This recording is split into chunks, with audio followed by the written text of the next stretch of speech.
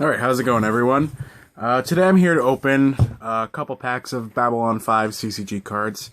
As most of you know, since you're probably watching this video, the card game's been dead for a long time. So, today I actually have with me, I've got 4 packs of the Great War.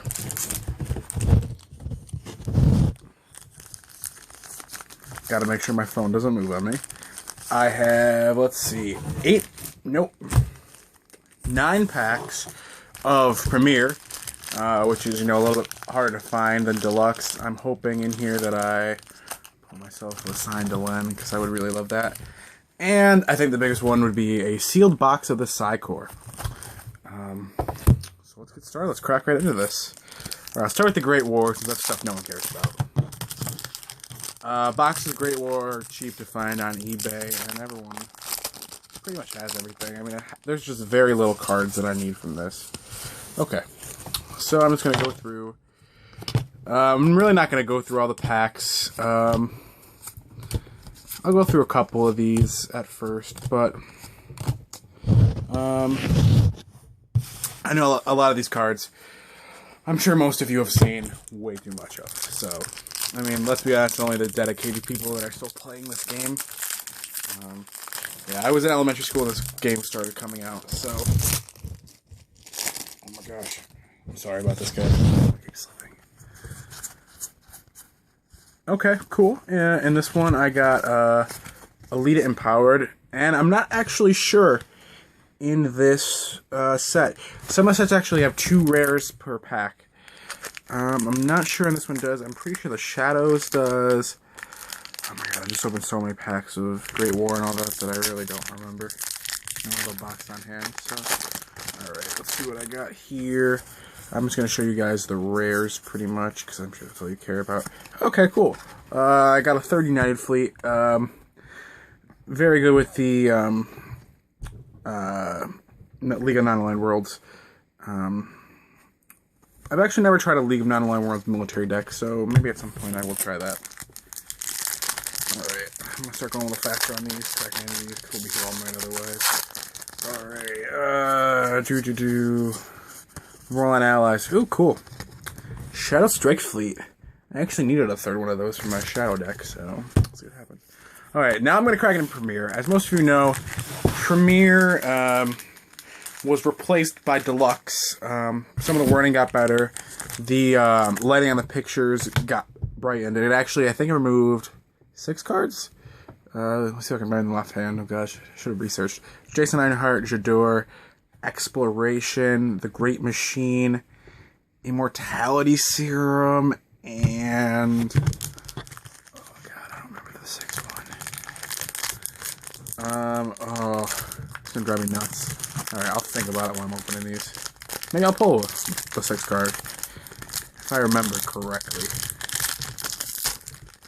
Yeah, so even though this game came out when I was really young, I don't know, I just love Babylon 5 so much that I've used it. Oh, cool.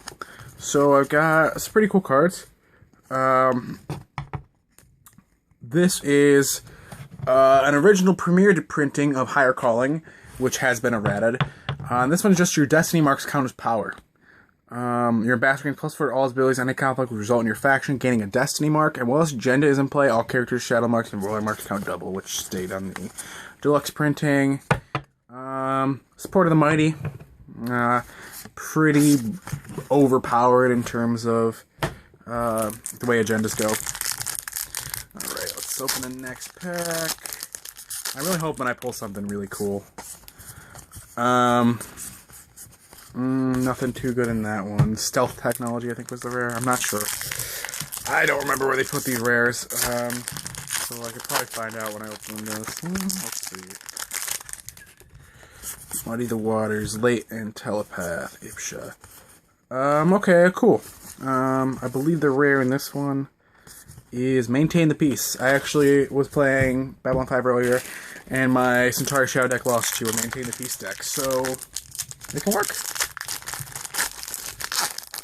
Alright, I'm going to crack through these pretty quickly. Oh, I believe that this rare is Total War. I really like Total War. If I was going to make a war deck, I would do it around Total War or War Footing. But I think the problem that ends up coming with the game is it always seems that military conflicts end up being a lot better than war conflicts ever be. Yeah, war you can initiate every turn, but at the same time, there's a lot better military conflicts. So, I mean, you can make a deck around war, and I think it could do well, but efficiency-wise, I think doing war is kind of inefficient. Free the Souls, the rare in this one. Delenn is my favorite character, so I'm just throwing that one out there. I would really love to pull a signed Delenn. Oh gosh, I've got 4 more packs.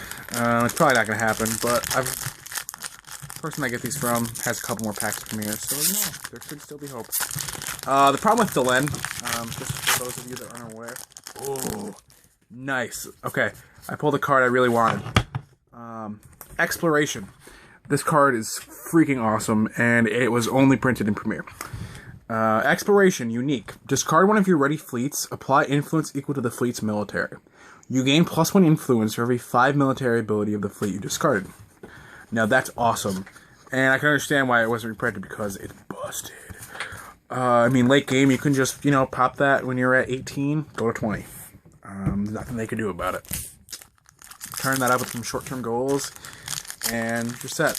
And on the bright side, Drain a Field doesn't target that, so you don't have to worry about that. Silly lady. Alright, let's see. Ooh, that's actually pretty cool. I like this. It's just an alternate art of technological espionage. I know the regular technological espionage that everyone has from Deluxe has a picture of Lorien on it, but this one's pretty cool. The problem is it's kind of a crappy picture, which is probably why they changed it. Alright, I've got 2 packs left. Let's hope. I really need another Jason Reinhardt, so that'd be nice. Or a Great Machine, would be nice. Let's see. Nothing that I don't already have tons of. Ooh, Contact with Shadows. Actually, I kind of like that Contact with Shadows because it's a little bit darker, a little bit cooler looking. Alright, so unfortunately, nothing too big in here either. Alright, so now, let's open the sealed box of the Psi Corps. Will we get a signed Walter Koenig, Alfred Bester? Probably not. But, on the other hand, let's see what we get. This is actually, and surprisingly I'm sure for many of you out there, Psi Corps is the only set that I've never opened even a pack for. I've opened at least 2 boxes of Wheel of Fire and Crusade, but I've never cracked into a box of Psi Corps, so this is going to be all new to me. So, let's see what we got. The cards I really need from this set are... Ooh. So when we open the box, we get a nice Babylon 5 CCG Psi Corps deck list, checklist. And the promo card, which is the Dreaming. Now, the Dreaming is actually really good, and you can actually play it in a Psi Corps deck, one that runs Nobody Can Stop Us, and my friend Paul runs it, and it works out fantastically. So, alright, our first shiny, nice pack of Psi Corps. Now, in terms of rarity, and pack-wise, I think, this is just my opinion, but I think Psi Corps is the 3rd rarest. People would say Severed Dreams is more rare, but I see Severed Dream boxes online all the time, and I never see boxes of Psi Corps.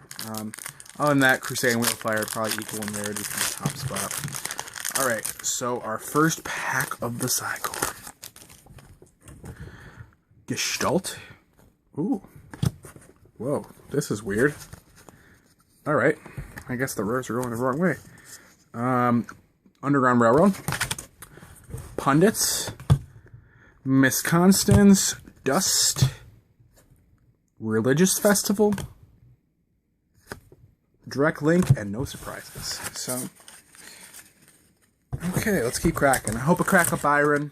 I know everyone hates Byron, but I actually don't particularly hate that segment, so, of the 5th season. Alright, so we got a Thought Police and Not Without a Fight.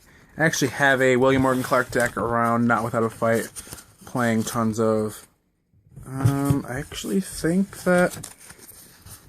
these were almost all the same commons and uncommons in this pack as this other pack, so...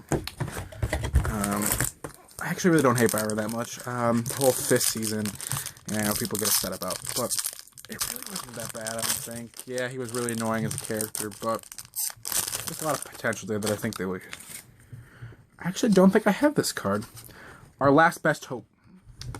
I'm going to read it.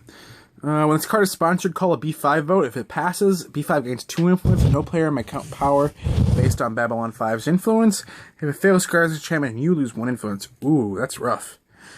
Any player may rotate his ambassador as an action to call a B5 vote. If it passes, B5 loses 2 influence and was carded. If it fails, the player who called the vote loses an influence. Ah, interesting. Alright. I die first. Pretty cool card. I really don't see much use. The Psi Corps themselves already have a bunch of cards that they're not going to ever need to play neutral teeps. So, I don't know how much I'll ever use. I'll ever get that out of that card. Neutral teep decks, very hard to make. I've tried it many times. Don't think it's ever been too successful. Alright. Ooh, I want this card a lot. I actually don't have this card. Anti-Telepath Virus. And it's unique because there must be 7 shadow marks in play to initiate this conflict. So if there's more or less, it doesn't count. At least that's the way that we've ruled it. If successful, neutralize all teeps in play.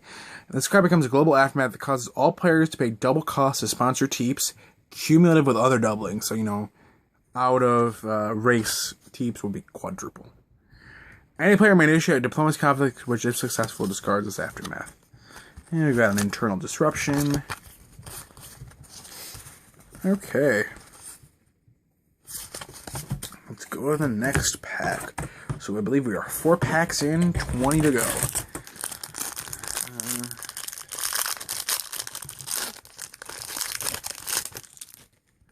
Okay, I actually don't have a lot of Psi Corps stuff, so this is actually pretty cool for me. 13.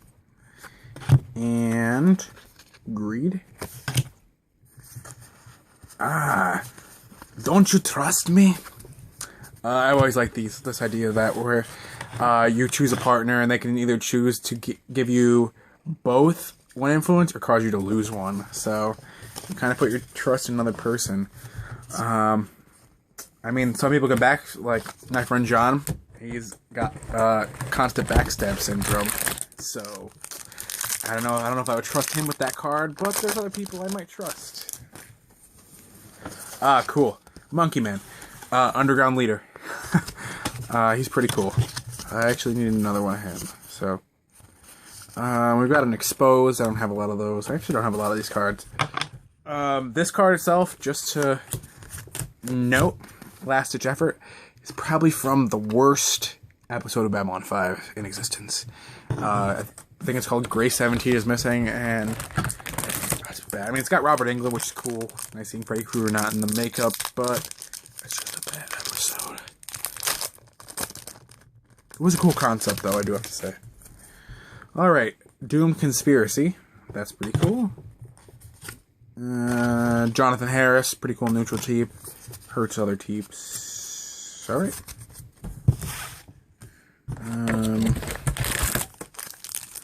More and more Psi Corps.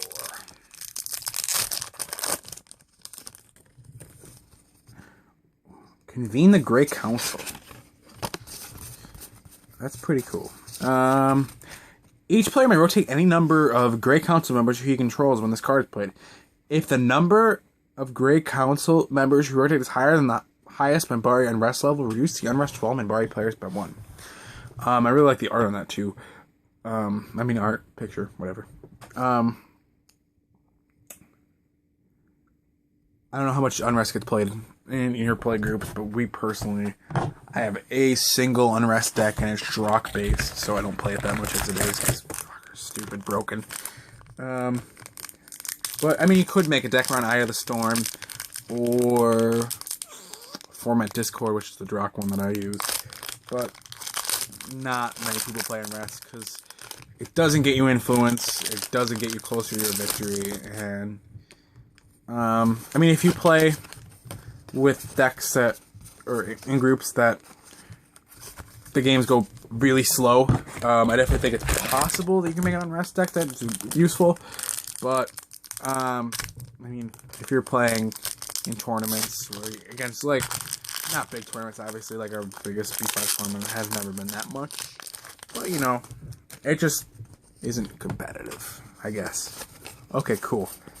This actually, I actually needed her a lot. So, Laurel Takashima, the original Susan Ivanova of Babylon 5 in the Gathering, and she was actually the one that was supposed to be the sleeper agent for the Psi Corps, and apparently that was revealed by Straczynski, and everyone thought it was supposed to be Ivanova in the show, and then it ended up being Talia Winters. I think that was due to some personality issues that they had with her on the show, but I don't know for sure. That wasn't on the show. Alright. Let's see. Look at a signed Walter Koenig. Probably not. Coronine. Centauri Festival. Is that the Whole Truth? Which is an entry conflict. Alright. So I still haven't pulled a Cats yet. I really would like a Cats. Signed up Walter Alpha Bastard. Pretty cool too. But I'm not holding out too much hope for that. Conspiracy. Is that the Whole Truth?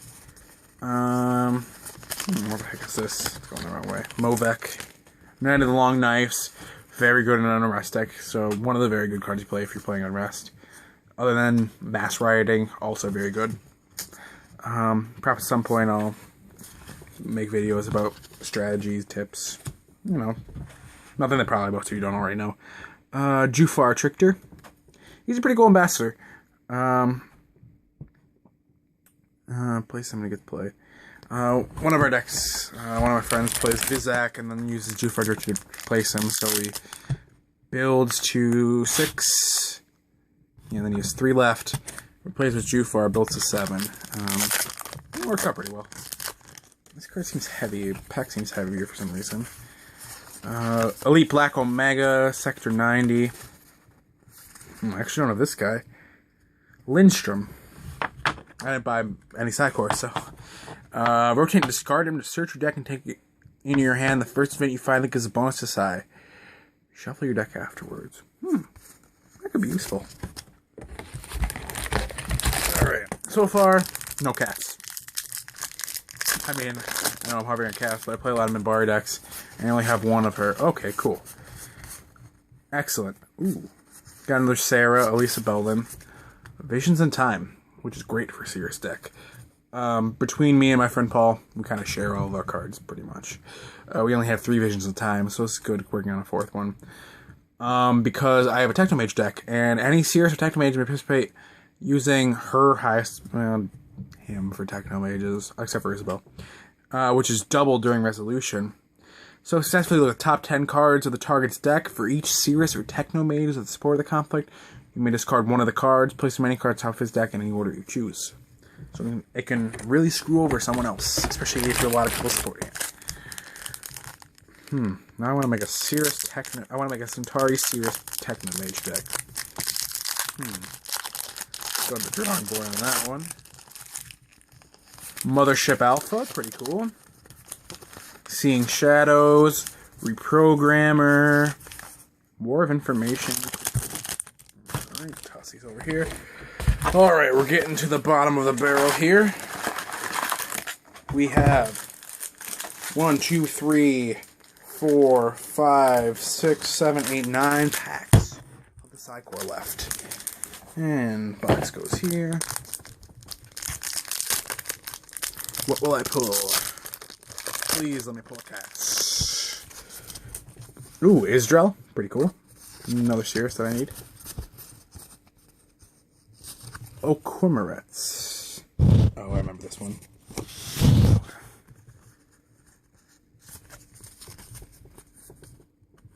Alright, so I got 2 of the two of the Seer's. Cool.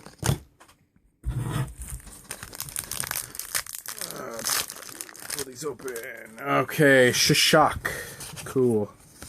We are both damned. I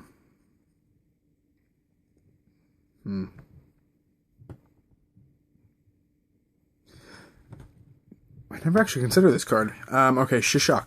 1 dip, 1 intrigue, 3 leadership, 7 cost. At the end of the resolution round, if you played an Aftermath that was not discarded after play, You may search through your deck and take in your hand one copy of that Aftermath. You shuffle your deck afterwards. I like all my Lost Aftermath deck. That could be fun.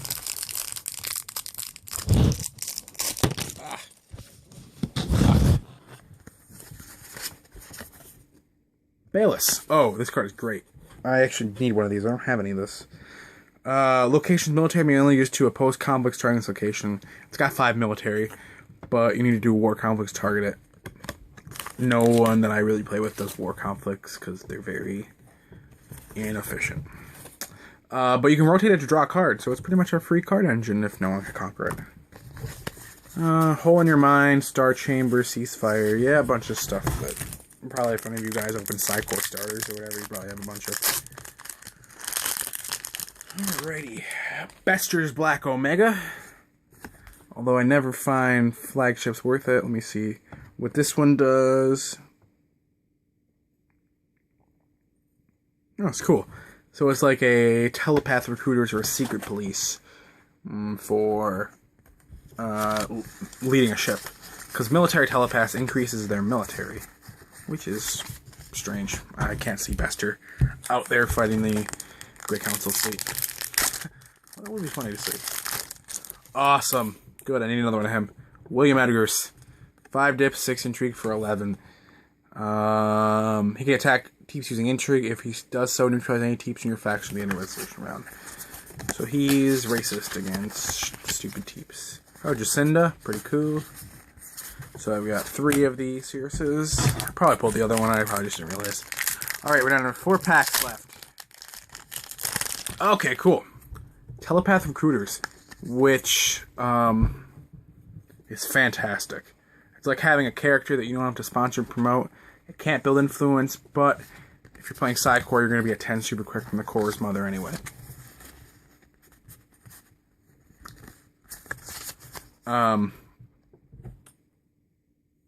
Yeah, you can get some really fast hands with the Psi Corps. And the Psi Corps need it because Psi conflicts suck, for the most part. And you really, like, if you have 60 Psi, enough to win blackmail with being able to get it back to your hand, then you probably should have won by that point.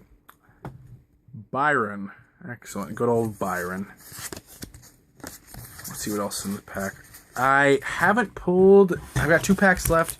Haven't pulled the Cats, and I haven't pulled an Alfred Bester. So I'll have to hopefully pull one of those. Misdirection. 1 Aftermath target a character you control. As a first action, you may discard this Aftermath to rotate 3 writing and insert characters with spear marks. Change the target of a conflict to any other valid target. Interesting. Alright. And a Mercenary Telepath for hire. Pretty cool. It's alright. Mercenaries don't see much play. Unless you're playing at least Captain Edgar Garrett Balding, which makes them great. Super cheap, and you're the only person that gets to use them. Universal Enemy. Cool. Alright. So overall, we got some pretty cool rares. Got some Byron, got some Underground Telepath. Got some of the Psi Corps rares that I didn't have. But overall, I say we did pretty well.